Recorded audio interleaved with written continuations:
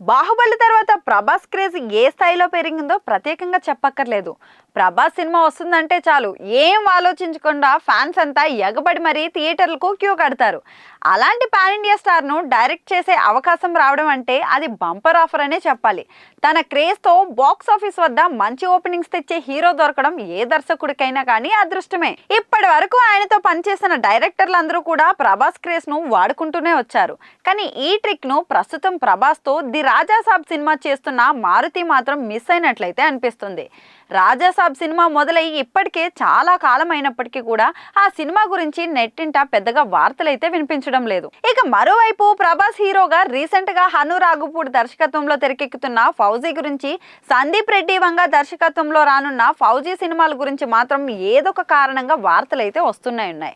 అయితే మారుతిని తక్కువ అంచనా వేయడానికి కూడా వీల్లేదు. సినిమా రెడీ అయిన తర్వాత ఆడియన్స్ కు థియేటర్ కి ఎలా రప్పించాలనేది ఆయన చాలా బాగా తెలుసు.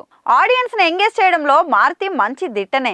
రూరల్ ఆడియన్స్ ను టార్గెట్ చేసి సినిమాను లాస్ట్ మినిట్ లో హైప్ చేయడంలో మారుతి అయితే నిపుణుడు.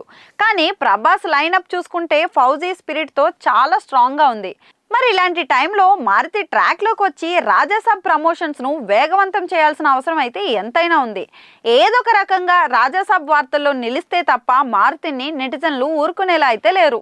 ఇదిలా ఉంటే ఈ సినిమా ఎప్పుడు రిలీజ్ అవుతుందనేది మాత్రం మేకర్స్ ఇంకా క్లారిటీ ఇవ్వడం లేదు. హారర్ థ్రిల్లర్ నేపథ్యంలో తెరకెక్కుతున్న ఈ సినిమాలో మాలవిక మోహనన్, నిధి అగర్వాల్, రిధి కుమార్ హీరోయిన్లుగా అయితే నటిస్తున్నారు. పీపుల్ మీడియా ఫ్యాక్టరీ ఈ సినిమాను భారీ బడ్జెట్తో అయితే నిర్మిస్తోంది.